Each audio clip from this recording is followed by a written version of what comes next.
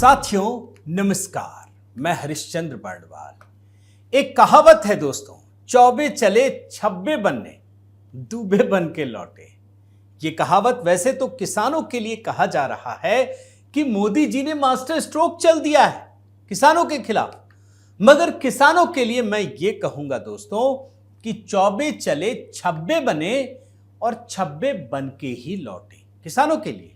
मगर इसमें शर्तें लागू हैं, कहते हैं ना, कंडीशंस अप्लाई। अगर किसान मोदी सरकार के प्रस्ताव को मान ले तभी वो छब्बे कहलाएंगे। दरअसल दोस्तों, किसानों और सरकार के बीच चौथे राउंड की बातचीत हुई है, उसमें सरकार ने आउट ऑफ द बॉक्स ऐसा प्रस्ताव दे दिया जो उस समय बातचीत में बैठे किसान मना ही नहीं कर सके। जानते हैं क्या कहा? बस इतना कहा कि उन्हें सोचने के लिए 2 दिन का वक्त दिया जाए। हालांकि अगले ही दिन प्रदर्शनकारी किसान नेताओं ने सरकार के ऑफर को ठुकरा दिया और दिल्ली मार्च का ऐलान कर दिया। मगर यकीन मानिए, इस बार किसान संगठन बुरी तरह से एक्सपोज हो गए हैं। सरकार के ऑफर ने उनके मकसद को सामने रख दिया है। आप तो जानते ही हैं दोस्तों कि पंजाब के किसान संगठनों की मांग क्या है।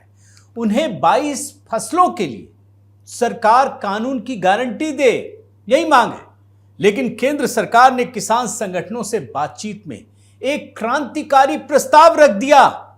सरकार ने कहा कि ठीक है, आपको हम 5 साल के लिए एमएसपी दे देंगे, यही मांग रहे हैं ना, लिखित में कानूनी गारंटी दे देंगे। लेकिन उसके बदले एक शर्त रखी, और जानते हैं शर्त क्या रखी? किसानों को अपने खेतों में क्रॉप डाइवर्सिफिकेशन के तरीके को अपनाना पड़ेगा। क्रॉप को डाइवर्सिफाइड कीजिए। और सरकार ने क्या कहा कि पंजाब के किसान गेहूं और चावल के साथ यदि मसूर, उड़द, अरहर, मक्का और कपास की खेती करते हैं तो उनकी सारी उपज को सरकार 5 साल के लिए एमएसपी पर खरीदने की गारंटी देने को तैयार है। अब आप ये समझ लीजिए दोस्तों कि मोदी सरकार ने जिस प्रकार एमएसपी को क्रॉप डाइवर्सिफिकेशन से जोड़ने का प्रस्ताव किसानों के सामने रखा है, वो एक ऐतिहासिक काम है।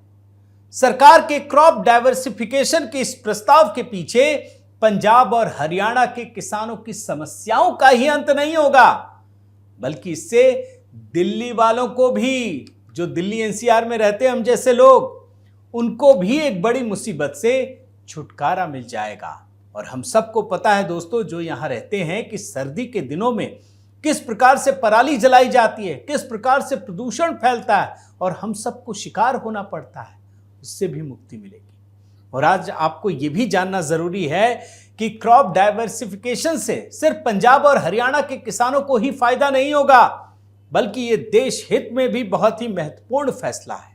आपको जानकर हैरानी होगी दोस्तों, मैं आपके सामने कुछ आंकड़े रख रहा हूं कि 1960 के दशक में हरित क्रांति से पहले पंजाब और हरियाणा में गेहूं और चावल के साथ साथ दालें, तिलहन, बाजरा, मक्का और कपास की भी खेती होती थी।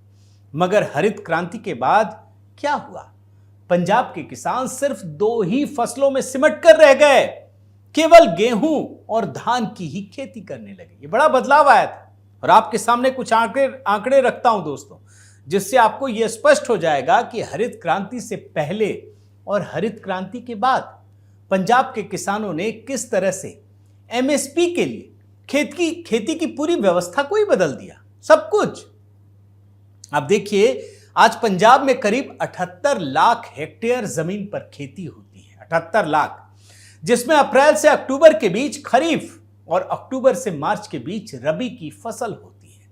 इसमें 35 लाख हेक्टेयर जमीन पर गेहूं और 30-31 लाख हेक्टेयर पर धान की खेती होती है।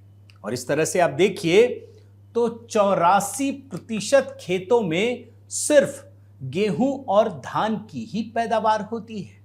ये स्थिति है।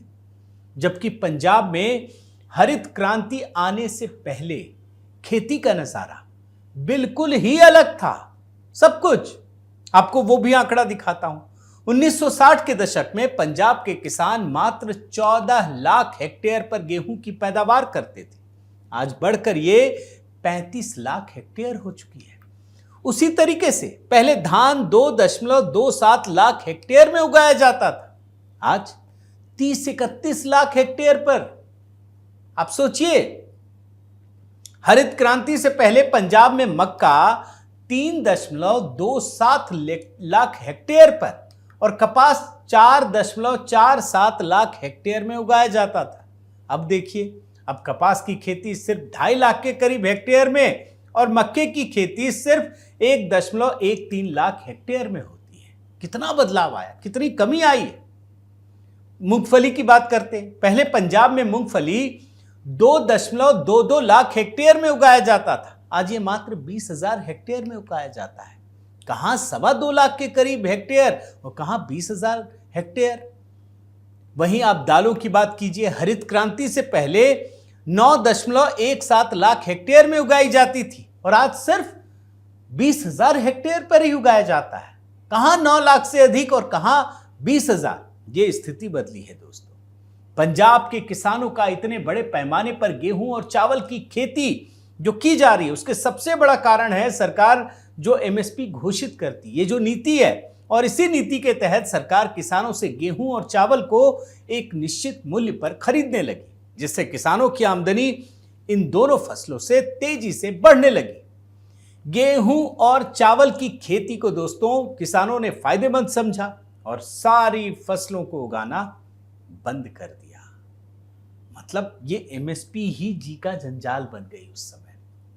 अब गेहूं और चावल की खेती के लिए पंजाब के किसानों ने एक और काम किया, रासायनिक खादों का भी बड़ी मात्रा में उपयोग करना शुरू कर दिया, क्योंकि इनको लगता है कि अधिक पैदावार के लिए जितना आप इनमें डालेंगे और अच्छी पैदावार होगी।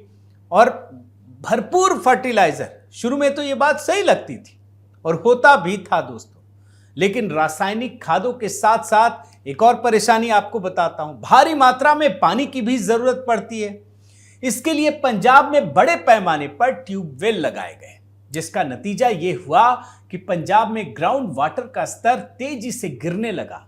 पंजाब में ग्राउंड वाटर की स्थिति इतनी अधिक खराब हो गई कि इसके गिरते स्तर को रोकने के लिए पंजाब सरकार को कानून बनाना पड़ा 2009 में, प्रिजर्वेशन ऑफ सब सॉइल वाटर एक्ट।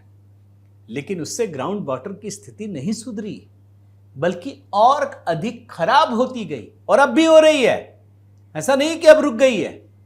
अब तो दोस्तों पंजाब के किसानों का हाल यह है कि ग्राउंड वाटर खत्म हो रहा है, फिर भी गेहूं और धान के साथ पैदावार में कोई नयापन लाने को ये तैयार नहीं है। ये किसान हरित क्रांति से पहले वाली जो क्रॉप डाइवर्सिफिकेशन की स्थिति है वहां जाने को तैयार नहीं है, क्योंकि उनको एमएसपी की आदत पड़ गई है। उनको लग रहा है कि ये बोएंगे तो इसमें एमएसपी मिलेगी। और उसी तरीके से दोस्तों खेतों में रासायनिक खादों के इस्तेमाल से जमीन में इतना जहर भर चुका है कि वो अनाजों के अंदर भी पहुंचने लगा है, जो खाने वालों के लिए भी खतरनाक होता जा रहा है। यानी चावल और गेहूं, आप सोचिए कितनी सारी परेशानियां हो रही हैं, कितनी तरह की परेशानियां हो रही हैं। एक और परेशानी देख लीजिए, पंजाब में किसान चावल के बाद गेहूं की खेती करना चाहते हैं। अब वो हटाएंगे कैसे, तो पराली जलाना शुरू कर देते हैं। और इसी की वजह से हर साल नवंबर से दिसंबर के दौरान पूरी दिल्ली और उत्तर पश्चिम भारत पराली के जहरीले धुएं में सांस लेने को मजबूर हो जाता है। और पिछले साल की आपको दिखा रहा हूं नवंबर की रिपोर्ट, देखिए पंजाब के किसान दोस्तों कितने बड़े पैमाने पर पराली जला रहे थे। जबकि किसान अगर क्रॉप डाइवर्सिफिकेशन को अपना ले तो पराली जलाने की समस्या खड़ी ही नहीं होगी, क्योंकि सारी चीजें बदल जाएंगी ना। और हर साल आपको पता है कि पराली जलने से दिल्ली में प्रदूषण इतना अधिक हो जाता है कि स्कूलों को बंद करना पड़ता है, निर्माण कार्यों को बंद करना पड़ता है, यहां तक कि सड़कों पर कारों और वाहनों के चलने पर भी पाबंदी लगानी पड़ती है। ये सब कुछ पंजाब में जो ये दो फसल है ना उसकी वजह से। और पंजाब और दिल्ली दोस्तों आप जानते हैं दोनों ही राज्यों में आम आदमी पार्टी की सरकार है, केजरीवाल मालिक हैं। मगर सच्चाई ये है कि केजरीवाल की दोनों सरकारें किसानों की समस्याओं को दूर करने के लिए सिर्फ कागजों पर ही काम करती है। हर साल वही समस्या, पंजाब के किसानों के कारण दिल्ली और पूरे उत्तर भारत को झेलनी पड़ती है। केजरीवाल जी ने क्या क्या कहा? कुछ नहीं किया। और पंजाब में किसान जिस तरह से गेहूं और धान की खेती कर रहे हैं, वह न सिर्फ पंजाब के लिए बल्कि पूरे उत्तर भारत के लिए एक तरह से खतरे का बीज बो रहे हैं। आज जब मोदी सरकार ने क्रॉप डाइवर्सिफिकेशन का रास्ता दिखाकर पंजाब ही नहीं बल्कि पूरे देश को एक खतरनाक स्थिति से बचाने के लिए कदम उठाया है, तो किसानों को भी दोस्तों मैं अपील करना चाहता हूं कि अपने हित के साथ साथ उन्हें देश हित में भी सोचना चाहिए, क्योंकि आज सिर्फ पंजाब की ही नहीं बल्कि पूरे देश की सेहत को बचाने का सवाल इन्हीं किसान संगठनों के सामने है जो अपने लिए खड़े हुए हैं। क्रॉप डाइवर्सिफिकेशन के कारण आप सोचिए, मोटे अनाजों की पैदावार की अच्छी कीमत मिलेगी। इसके लिए खुद प्रधानमंत्री मोदी ने पहल की है। और आप देखिए, मोटे अनाजों से देश के लोगों को ही नहीं बल्कि पूरे विश्व को परिचित करा रहे हैं। और यही कारण था कि उन्होंने, और आपको पता है कि 2023 को ईयर ऑफ मिलेट्स के रूप में मनाया, और वो भी संयुक्त राष्ट्र संघ के सहयोग से, वहां से यूएन के प्लेटफॉर्म से दोस्तों। इसके अलावा आप G20 याद कीजिए, शिखर सम्मेलन। सिर्फ मोटे अनाजों से बनी हुई रेसिपीज को विश्व के बड़े बड़े नेताओं के सामने परोसा गया, अमेरिका और तमाम यूरोपियन कंट्रीज। इसी का परिणाम है कि आज देश में श्री अन्न यानी मोटे अनाजों की पैदावार बहुत तेजी से बढ़ रही है। यानी कितनी सारी चीजें, कितनी कहानियां और सारी सकारात्मक जैसे ही प्रधानमंत्री मोदी से जुड़ती हैं। तो कुल मिलाकर साथियों, देश के सामने खड़ी समस्याओं का समाधान यदि हम सतही तौर पर निकालने के बारे में सोचेंगे तो किसानों की एमएसपी की मांग को कैसे पूरा किया जाए, इसी में ही तो उलझे रहेंगे कि एमएसपी आप खुद से खड़ा होने का प्रयास ही नहीं करेंगे। लेकिन प्रधानमंत्री मोदी समस्याओं का समाधान बिल्कुल नए तरीके से निकालने का प्रयास करते हैं। ये ऐसे तरीके होते हैं दोस्तों जिसके बारे में पहले कभी किसी ने सोचा भी नहीं।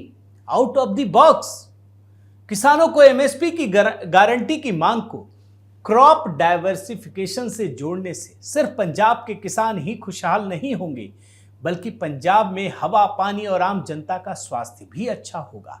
साथ ही पूरे देश में हवा, पानी, मिट्टी को रासायनिक प्रदूषण से मुक्ति मिलेगी। ये एक ऐसा सुझाव है जिससे पंजाब के किसान कर्ज लेकर खेती करने के जाल से भी बच जाएंगे। और देश का तो ये अमृत काल है, पुनर्जागरण काल है। इसलिए इस मामले में दोस्तों नई सोच के साथ आगे बढ़ना ही होगा। और किसानों के लिए भी अब तो गेंद किसानों के पाले में है। जब सरकार ने इतनी बड़ी पहल, इतनी बड़ी सिफारिश की है, सुझाव दिया है, तो किसानों के सामने बहुत बड़ी चुनौती है। वो क्या नई सोच के साथ आगे बढ़ना चाहते हैं या नहीं, बस अब पता भी चल जाएगा। बहुत बहुत धन्यवाद। आपसे निवेदन है साथियों कि आप मेरे इस चैनल को ज़रूर सब्सक्राइब कीजिए, लाइक कीजिए, शेयर कीजिए, कमेंट कीजिए और इस बेल आइकन को प्रेस करना मत भूलिएगा। नमस्कार।